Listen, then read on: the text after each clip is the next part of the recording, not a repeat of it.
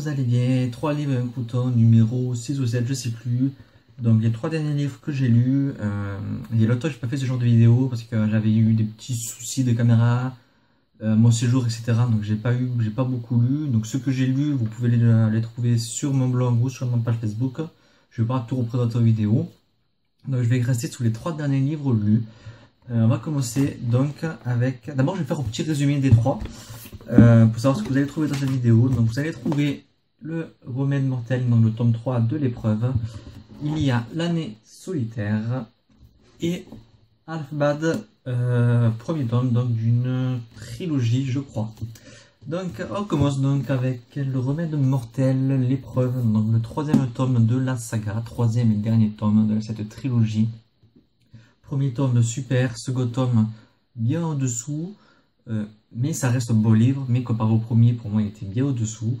Donc j'attendais beaucoup de ce 3e et il m'a vraiment beaucoup plu, il est bien meilleur que le second, de côté c'est facile. J'ai vraiment beaucoup aimé, en fait c'est surtout de la fin, je m'attendais à une fin comme ça, qu'on connaît l'auteur depuis le premier tome. On sait que il va pas faire quelque chose de normal, il va pas faire une fin classique. Et il a vraiment réussi à me surprendre par la fin.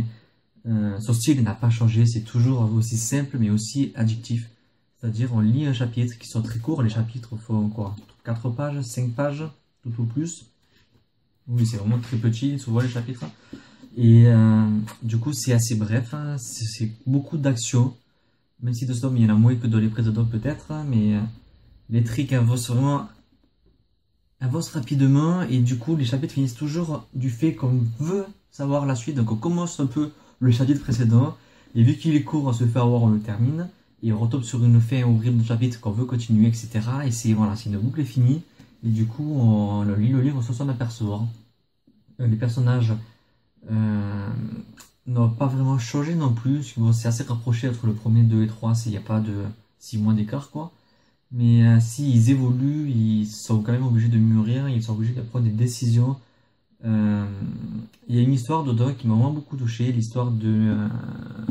comment ça s'appelle, Newt, je crois qu'on est Newt. Et voilà, vous voyez de qui je veux parler. C'est une histoire qui m'a vraiment beaucoup touché, c'est vraiment un personnage que j'adore, je suis fan de ce personnage. Voilà, il y a vraiment des moments d'action, des moments un peu d'humour, mais quand même moins, vu que ça devient beaucoup plus sombre. On se pose toujours autant de questions et une fois le livre fini, finalement on se pose pas tant de questions que ça. C'est la fin, moi, m'a plu, je m'attendais à ça et du coup j'ai pas fini le livre avec 10 000 questions en tête. C'est assez clair de ma tête, je sais un peu le pourquoi du comment. Certes c'est un peu flou, mais il y a d'autres tomes qui arrivent, je sais pas, sur ces personnages. Il y en a un qui est sorti, il y en a un autre qui arrive je crois l'année prochaine et je pense qu'il y aura des petites informations dedans, mais je pense vraiment qu'on sait le nécessaire, que en savoir plus, ça serait que petit bonus, mais qu'on sait, voilà, on sait quand même ce qu'il fallait savoir, à mes yeux. Donc c'était le remède mortel, un livre que j'ai vraiment beaucoup aimé. Le second film sort bientôt, j'ai vraiment très hâte, parce que j'ai adoré le premier. Ça fait partie pour moi d'une des meilleures adaptations que je connaisse avec Harry Potter. Le deuxième a l'air tout aussi bien, la bonne annonce a l'air vraiment top, du coup j'ai vraiment hâte de le voir. Donc on continue avec allez, celui-là. On va faire en ordre Alfbad, donc le premier tome d'une trilogie je crois. De quoi ça parle? Alors déjà, la couverture qui est super belle, mais pourtant je m'étais jamais vraiment arrêté dessus parce que la couverture me faisait penser à un thriller. Du coup, vu que je ne suis pas thriller, je n'ai pas craqué dessus, j'avais même pas lu ce qu'il y avait derrière le résumé, parce que pensant que c'était un thriller. Et maintenant, j'ai vu que ça parlait de jeunes de 14 ans qui étaient enfermés dans une cage, qui étaient sorciers noirs et que les blancs étaient ses ennemis, etc. Du coup, je me suis dit, c'est pour moi, il y a l'air d'avoir pas mal de mystères, ça doit être pour moi. Donc j'ai commencé, ça commence vraiment dans le vif du sujet, il est enfermé dans une cage. Puis un petit retour en arrière, au bout de 150 pages et un rebond en avant. Du coup c'est fou, on sait pas trop où se placer. Surtout qu'au début, pardon, on commence avec la narration et la seconde personne du singulier, c'est-à-dire tu. Après on repasse à la première personne, je.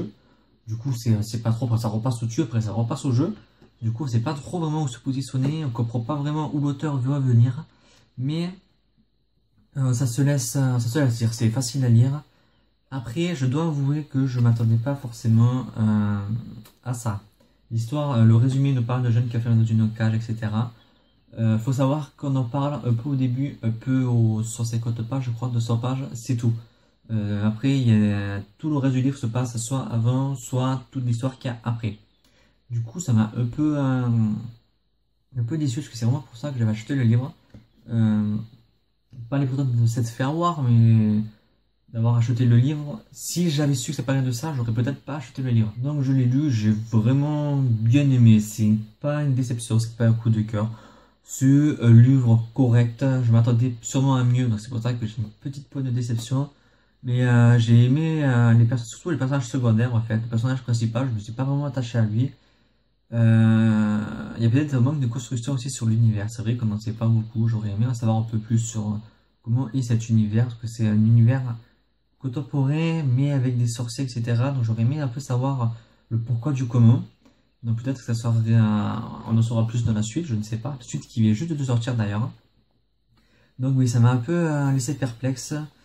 Tant par le style d'écriture que par les choix de l'auteur, etc.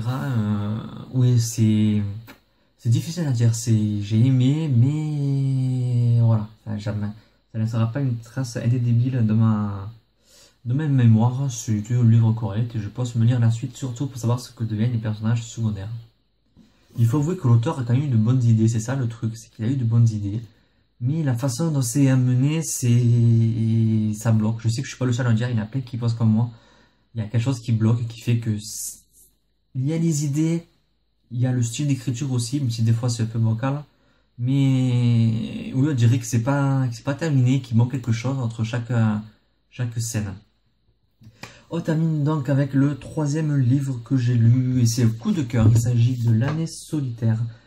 Comment m'a proposé ce livre, je me suis dit encore relire pour un dos, voilà, musique dans le contraire, etc. Et j'ai lu le résumé et ça m'a donné envie. Je me suis dit, il faudrait peut-être que j'essaye. Du coup, j'ai accepté de le lire et je ne le regrette, mais alors pas du tout. Ce livre est un coup de cœur, il m'a vraiment, vraiment beaucoup plu. Certes, le style est simple. C'est un livre pour ados. Hein. L'auteur a en plus 18 ans. Elle l'a écrit quand elle avait 18 ans. Et c'est vraiment... Je m'attendais pas à ça. L'héroïne, en fait, qui s'appelle... J'ai déjà oublié son prénom, je sais plus. L'héroïne, donc, j'ai oublié le nom. Et une ado qui va assez solitaire. Elle est pas très sociable. Elle a souvent des mauvaises pensées sur les gens. Elle est fan d'Harry Potter, donc de ce côté-là on se retrouve. Et elle a des amis, voilà, elle a Becky, sa meilleure amie avec qui elle discute de moins en moins.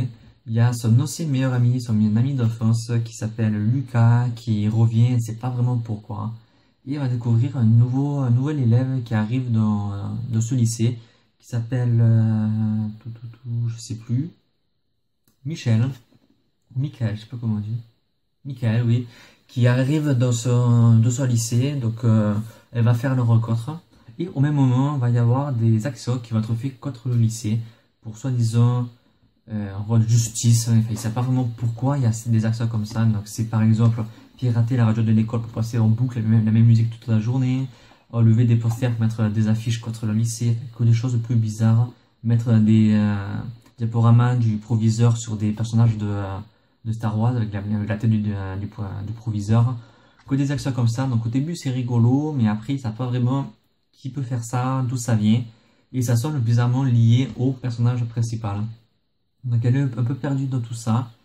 C'est vraiment un style qui m'a vraiment beaucoup plu. J'ai vraiment aimé l'histoire, même si ça reste simple, c'est pas une histoire de fou, une histoire de malade, mais ça m'a plu, ça m'a vraiment captivé. J'ai adoré le personnage principal. J'ai adoré les personnages secondaires qui m'ont aussi beaucoup plu. Son frère Charlie qui m'a beaucoup touché. D'ailleurs, je trouve un petit clin d'œil au monde de Charlie, comme son frère s'appelle Charlie et il souffre de problèmes qui ressemblent un peu au personnage donc, du monde de Charlie. Donc je pense que c'est peut-être un petit clin d'œil, je ne sais pas. Mais oui, ça m'a vraiment bien. Mais j'ai beaucoup aimé ce personnage. Peut-être pour ça aussi que j'adore, parce qu'il ressemble assez à Charlie à mes yeux. Donc, je disais, j'ai vraiment beaucoup aimé. Les personnages principaux sont vraiment sympas. Certes, il n'y a pas d'action, c'est sûr. Il y a des scènes assez touchantes. C'est pas une histoire d'amour, c'est une histoire d'amitié avant tout. C'est aussi pour ça que j'aime, parce que il n'y a pas que l'histoire d'amour, il y a aussi une amitié. L'amitié, c'est important. Et ça, ce livre prouve qu'avec des histoires d'amitié, on peut faire des histoires aussi bouleversantes que des histoires d'amour. Oui, j'ai vraiment adoré. Je l'ai lu, mais j'arrivais pas à m'arrêter. J'étais obligé de dire stop, va au travail, parce que sinon tu vas pas travailler. J'ai vraiment beaucoup aimé, surtout que c'est des chapitres assez courts, donc ça se lit très vite. On veut savoir qui organise tout ça. On veut savoir comment va évoluer sa vie, si elle va changer, si elle va redevenir amie avec Becky, si voilà, comment toutes ces relations vont changer, vont évoluer. Et c'est vraiment ce qui m'a le plus charmé dans ce livre. Donc j'ai vraiment beaucoup aimé. À noter aussi qu'il y a mais alors beaucoup de références. Chaque 2 pages, il y a une référence. Donc à Harry Potter, il y a plein de références. À Star Wars, à Orgueil et Préjugés, à Matrix, au Seigneur des Anneaux, à Twilight, à plein de livres, enfin, de films, de livres, de musique. Enfin, il y a vraiment de tout. C'est vraiment un livre que je vous conseille. Si vous aimez les références, ça va vous faire sourire à chaque fois. Et c'est des références de maintenant, donc c'est vrai que les jeunes peuvent s'y retrouver assez facilement. Et du coup, s'accrocher encore plus au personnage, ça le rend beaucoup plus crédible, beaucoup plus réel. Donc voilà, c'est vraiment un coup de cœur, j'ai vraiment beaucoup apprécié cette lecture. Donc les 3 livres sont passés, je vais vous présenter vite fait ce que je vous présenterai pour la prochaine vidéo.